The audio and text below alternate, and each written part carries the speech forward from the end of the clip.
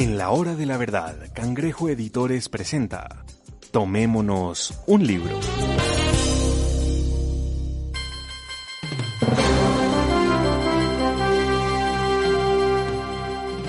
Señor arquitecto Santiago Martínez Concha, muy buenos días. Doctor Fernando Londoño, buenos días. Gracias por su invitación. No, gracias a usted por su libro. Estoy apasionado con él. Debo confesar que no lo conocía. No lo conocía. Bueno. Y teníamos una ignorancia enorme respecto de esas figuras que usted propone, figuras que será antidiluvianas, de qué época, que están grabadas aquí a las puertas de Bogotá, tanto en Ubaté como en Suezca principalmente. Estos son descubrimientos realmente maravillosos y uno se sorprende de ver esas grandes efigies y de ver esas grandes manifestaciones que son arquitectónicas, esculturales, que son para que hayan aparecido semejantes tesoros de un pasado muy remoto. Su libro se llama Códex y es sencillamente apasionante. Y no es solamente, claro, sobre lo que encuentra aquí Santiago Martínez en Suezca y en los alrededores de Bogotá, sino lo que hay en muchísimas partes del mundo y que nos comunican con ese pasado tan lejano de la humanidad. ¿Nos quiere hablar de su libro? Sí, doctor Londoño, gracias por la invitación y gracias a Cangrejo Editores por tenerme aquí. Bueno, pues yo realmente escribí el libro como una especie de guión de comienzo a final para que me llevara a un descubrimiento muy importante, además de lo que hay aquí, que ya hablaremos de eso, que es la verdadera Atlántida. Y el descubrimiento de la Atlántida, pues Colombia es un país chiquito y aquí no nos prestaron mucha, pues aunque el periódico El Tiempo en el año 2005 me publicó 5 páginas al respecto, incluyendo la página editorial y la primera página del Tiempo habla del tema, etcétera. No se habló mucho del asunto. Si hubiera sido este descubrimiento en un país como los Estados Unidos o Europa, cualquier país europeo, pues hubiera sido mucho más importante, pero aquí las cosas tienden a morir relativamente rápido si no es política o si no es el COVID que estamos sufriendo en este momento. Perdóneme, o el fútbol. Claro. Tiene toda la razón, sí. Bueno, pues entonces, yo soy un apasionado de la historia. Desde 1984 me inicié en estos temas cuando me invitaron a presidir como traductor de un congreso, el Congreso Mundial de Astrofísica, que se reunió en la DIAN, en el Instituto de Asuntos Nucleares. Desde esa época vengo batallando y luchando por saber un poco más del mundo que nos rodea. El libro Códex yo creo que es muy afortunado realmente porque tiene una información impresionante que copila, por decir así, 12.000 años de historia, 12.000 años que nos trae realmente las cabezas de Suezca al presente. Así como nosotros hacemos hoy día con los teléfonos celulares que nos tomamos selfies, hicieron los famosos los personajes que grabaron o hicieron estas rocas monstruosamente grandes en los farallones de Suezca, por ejemplo. En Suezca uno se encuentra un farallón, estoy hablando de los Nefilim y sus padres, los vigilantes o los ángeles caídos. Es un poco aterrador, es un poco asustador de todo lo que estoy hablando. Obviamente cuando digo ángeles caídos estoy hablando de demonios, nada más ni nada menos. Esos ángeles caídos, inclusive por ser espirituales, siguen aquí en la tierra, encadenados en la tierra, y Dios no los deja salir y no los dejará salir sino hasta el día del juicio final. Pero todo esto está basado en estudios y especialmente en el famoso libro de Enoch. El libro de Enoch es muy difícil de conseguir aquí en Colombia, yo lo compré en México, y es impresionantísimo leerse uno el libro de Enoch, especialmente si uno lee el libro de los gigantes de Enoch. Esos gigantes y sus padres, los vigilantes, fueron los que tallaron y los que hicieron las rocas de Suezca, por ejemplo. Para hablar de un tema específico, que es de un lugar específico, que son esas rocas. Es un farallón que tiene unos 6 kilómetros de recorrido, o sea, 3 en un sentido y 3 en el otro, paralelo y pegado al río Bogotá. Cuando el río Bogotá está chiquito en ese punto. Y en ese farallón dejaron, así como hacemos con los selfies nosotros, que nos tomamos fotografías, dejaron su recuerdo de esos nefilim impresos en esas rocas, y esas fotografías de esos nefilim las muestro en el libro de Codex. Codex es un libro que tuvo la fortuna de tener un editor muy inteligente, que fue el doctor Víctor Hugo Cangrejo, que decidió hacer el libro en colores. Él estaba tan impresionado con las fotografías que dijo, no, este libro no lo podemos hacer en blanco y negro, hay que hacerlo a todo color, y realmente hay decenas de fotografías en ese libro que muestran y testifican todo lo que afirmo. No es un libro de bla bla bla, no, en absoluto, es un libro real, es un libro histórico y es un libro importantísimo. Algunas personas, como en México y en Argentina, me han invitado a dar conferencias y charlas sobre el tema, las he dado. Me gusta mucho el tema, y ahora que se puede revivir un poco este asunto para los colombianos, pues me gusta hablar, si a usted le parece bien, concentrarnos al revés, o sea, empezando el libro más hacia el final que hacia el comienzo. Es un tema un poco desconocido para la gente. La gente habla mucho de la Atlántida, pero no sabe qué es la Atlántida. No tiene ni idea qué es Poseidonia, no sabe cuál fue la capital de la Atlántida, no conoce los diálogos de Platón, no sabe realmente que todo lo que habla Platón es absolutamente histórico. Imagínese usted que es encomendado para realizar un billete de 1.000.000 de pesos. Pues usted le va a poner una serie de trucos al billete o de trampas para que no se lo falsifiquen. Lo mismo hizo Platón, con la diferencia que no era un billete, sino escribió 23 o 21 o 24 páginas sobre un tema que causó la sensación mundial. Es el libro más vendido en el mundo después de la Biblia. Los descubrimientos del Timeo y el Critias de Platón se llaman los diálogos de la ancianidad. Los escribió cuando estaba viejo. O sea, ¿por qué un tipo como Platón nos iba a decir mentiras?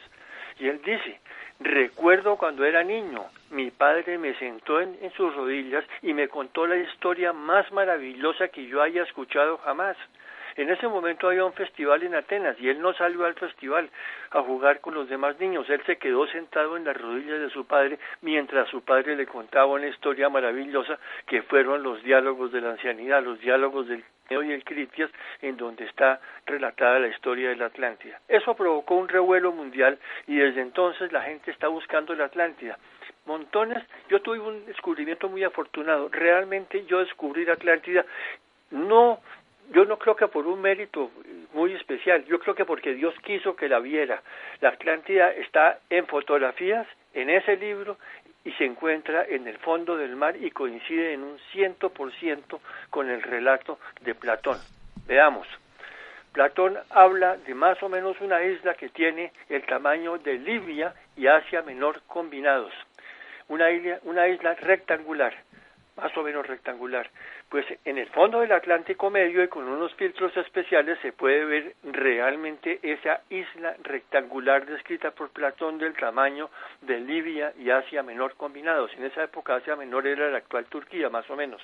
O sea, 1.105.000 kilómetros cuadrados. Esa isla está en fotografías y está en el libro Codex. O sea, nadie puede decir que no está ahí porque se ve. Segundo, Platón dice, por ejemplo, en ese billete maravilloso que le digo, para que no se lo falsificara a nadie, dice, existe un canal norte-sur en esa isla. Bueno, pues ahí está ese canal norte-sur que es el risco del Atlántico Medio. Imagínese usted el Gran Cañón, hoy día, en sentido norte-sur, visto desde el aire. Pues ahí se puede ver. Luego dice Platón que habla de un personaje muy importante de su época, que era Poseidón, el rey de la Atlántida, y habla de su esposa, pues que también aparece ahí, en ese fondo del Atlántico se puede ver tanto Poseidón al lado izquierdo como su esposa al lado derecho. La esposa está inclusive maquillada, tiene los ojos, los labios pintados, los ojos maquillados y tiene un broche en el pelo. Eso es insólito, realmente impresionante, pero de un tamaño gigantesco, monumental.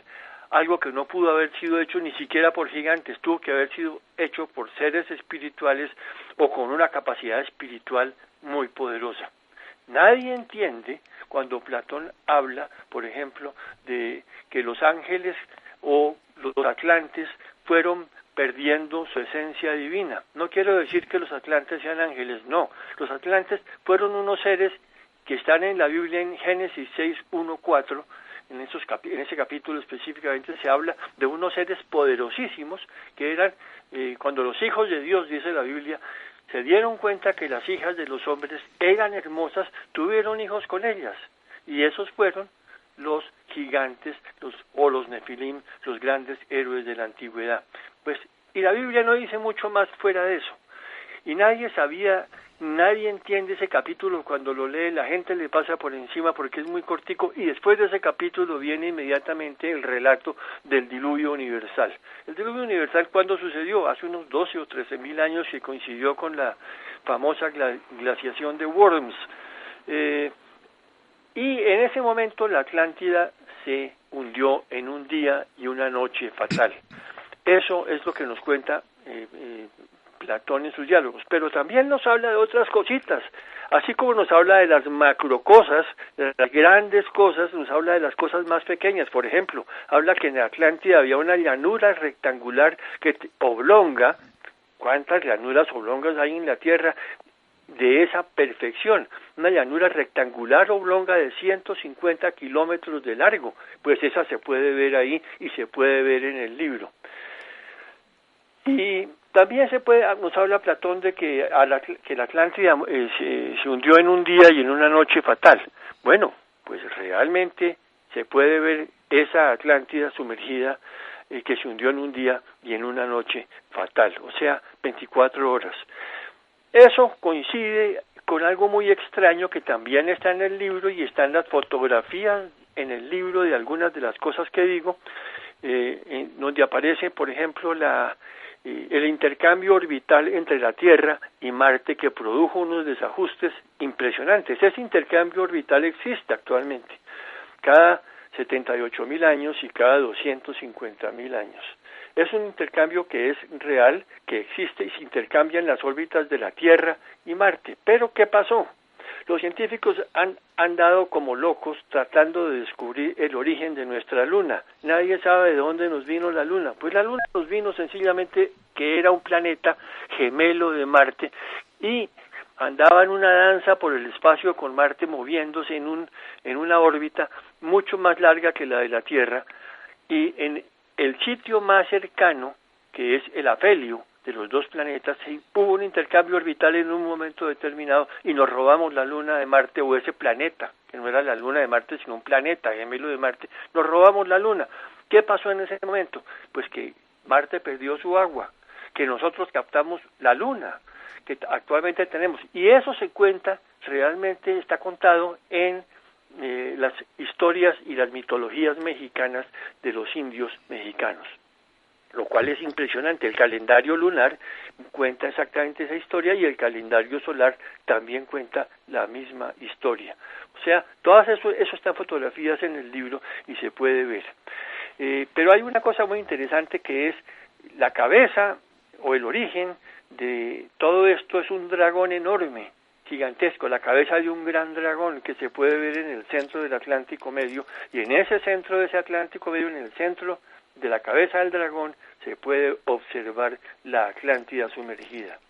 Y en ese punto se puede inclusive ver donde estaba el famoso domo o templo de Poseidón, que era un domo gigantesco de 90 metros de diámetro, el domo más grande jamás construido por la humanidad. Estaba en el centro y se puede ver en fotografías satelitales y fotografías aéreas con buena resolución, y está en el libro. También se puede ver el volcán que destruyó la Atlántida. ¿Sí? Tiene unos 46 metros de caldera, o, por decir así, de boca o de diámetro, ese volcán inmenso. Hay unos más grandes que han destruido muchísimas cosas y que han causado catástrofes gigantescas, pero ese específico, que era gigantesco, ayudó en la destrucción de la Atlántida. Por ejemplo, otros volcanes que no son realmente eso, que no son realmente el volcán Atlas, es, por ejemplo, el Monte Toba. El Monte Toba en Sumatra es un volcán que botó a la atmósfera 800 kilómetros cúbicos de ceniza. O sea, cubriendo un área de 100 kilómetros por 35 kilómetros cuadrados, de 100.000 kilómetros por 35.000 kilómetros cuadrados. Realmente, nos sorprenderíamos de ver las fotografías que hay publicadas en el libro, porque fueron fruto de un trabajo muy largo, muy extenso y muy minucioso y muy acucioso. Yo quisiera pues hacer énfasis en eso. Es un libro básicamente que las personas, si no lo quieren leer, lo pueden ver, y con solo verlo van a aprender cosas insólitas e increíbles. Bueno, doctor Londoño, lo dejo ahí. ¿Qué otra pregunta tiene? Bueno, hora de decir cómo se llama el libro. Codex. C-O-D-D-E-X. Codex. El libro que los invitamos a ustedes a que no se pierdan, porque es un libro sencillamente espectacular. Y aquí, sobre estas figuras encontradas en Suezca y encontradas en Ubaté, surge una pregunta. ¿Qué seres fueron capaces de esculpir esas cabezas que usted trae en su libro? Bueno, algunas de las cabezas, cuando son demasiado grandes, ya ni siquiera son del tamaño de un continente entero. Ahí están en el libro publicadas, con fotografía satelital logré captar una de las cabezas más grandes que jamás he visto, que es todo el continente africano forma una cabeza, parecida a la de una mujer. Ahí está claramente fotografía en el continente africano. Eso tuvo que haber sido hecho solamente por seres espirituales muy poderosos, o sea, los vigilantes, o sea, los ángeles caídos. Pero otras fueron hechas por sus hijos. Las cabezas de Suezca fueron hechas por los gigantes en su gran mayoría, los hijos de esos ángeles caídos, o sea, los nefilim. Hay que diferenciar entre ángeles caídos y nefilim. Los unos son los padres, los otros son los hijos.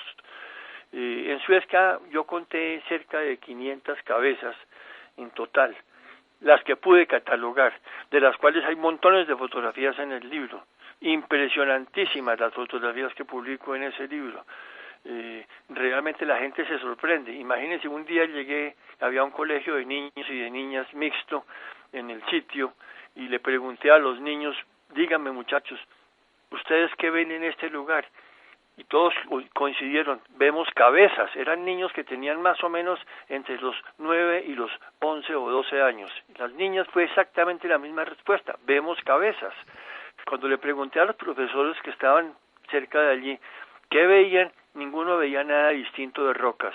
O sea, se cumple lo que dice San Pablo, con la edad tendemos a no ver las cosas como son y a distorsionarlas como la mente quiere que las veamos, y eso es parte del problema.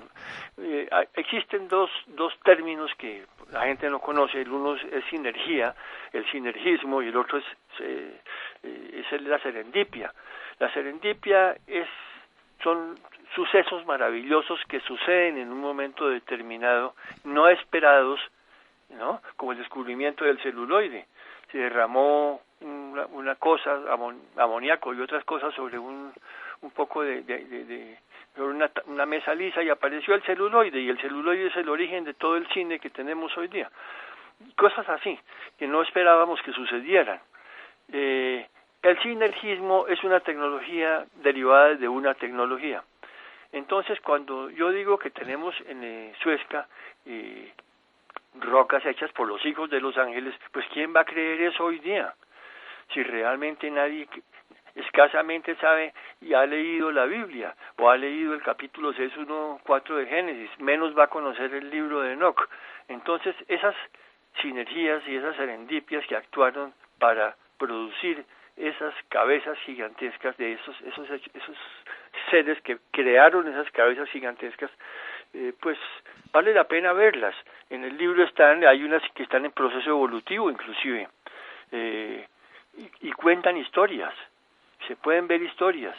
Son cabezas que van desde los 30 a los 300 metros de tamaño, son gigantescas, pero, sin embargo, aquí las llamamos las rocas de Suezca, en lugar de llamarlas las cabezas de Suezca. Yo pienso que es la octava maravilla del mundo antiguo, pero como aquí somos, imagínense, una vez le conté sobre este descubrimiento al director del Instituto de Antropología aquí en Colombia, y él me preguntó, dígame doctor, ¿y usted encontró ollitas? Imagínense usted, después de lo que le estaba explicando, preguntarme si había encontrado ollas en Suezca.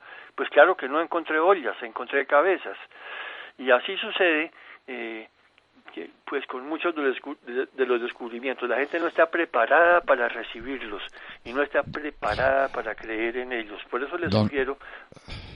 Arquitecto, cuéntenos, esos ángeles caídos o los descendientes de los ángeles caídos que construyeron las cabezas de Suezca, ¿con qué las construyeron?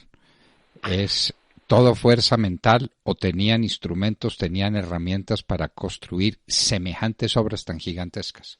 Es una pregunta sensacional y realmente muy difícil de contestar. Seguramente tuvieron herramientas gigantescas. Muchas de esas herramientas gigantescas o tecnologías se han perdido en la historia. Yo le estoy hablando que estas cabezas son muchísimo más antiguas que las pirámides de Egipto.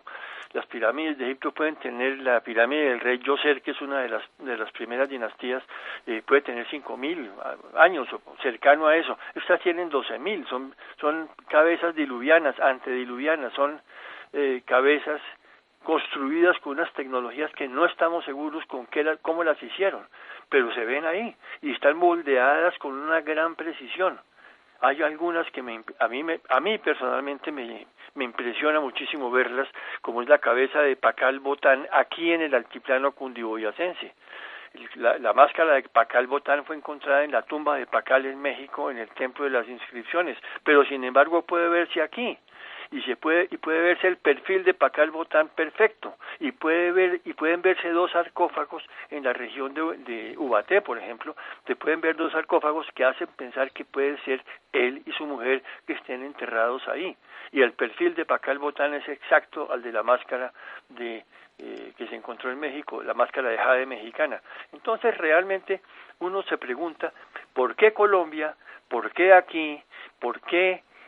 Pero debemos entender que las distancias para esos seres no eran mayor cosa. Si pudieron hacer una escultura o una cabeza del continente africano, tuvieron que poderse mover por los aires. Si no fueron los gigantes los que lo hicieron, sus padres los transportaron de alguna manera. Las líneas de Nazca, ¿quién las hizo? Nadie sabe hasta el presente cómo fueron hechas ni para qué fueron hechas. Y hay montones de ejemplos en la historia universal de este tipo de cosas. Yo las publico en Codex, algunas de ellas que pues lo dejan a uno boquiabierto.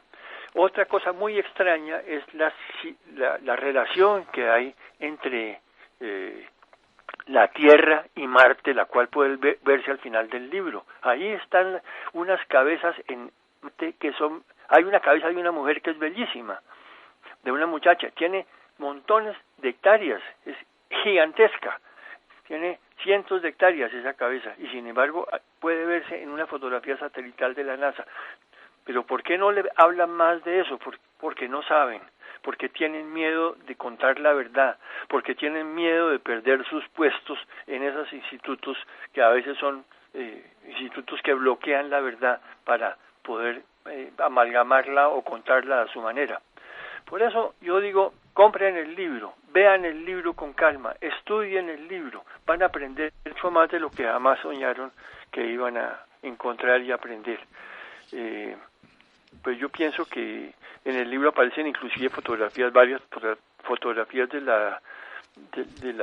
lugar donde estaba el templo de Poseidón en la Atlántida, y aparecen inclusive fotografías con sonar de la cabeza del gran dragón. Me tomé el trabajo de estudiar en las profundidades con sonar.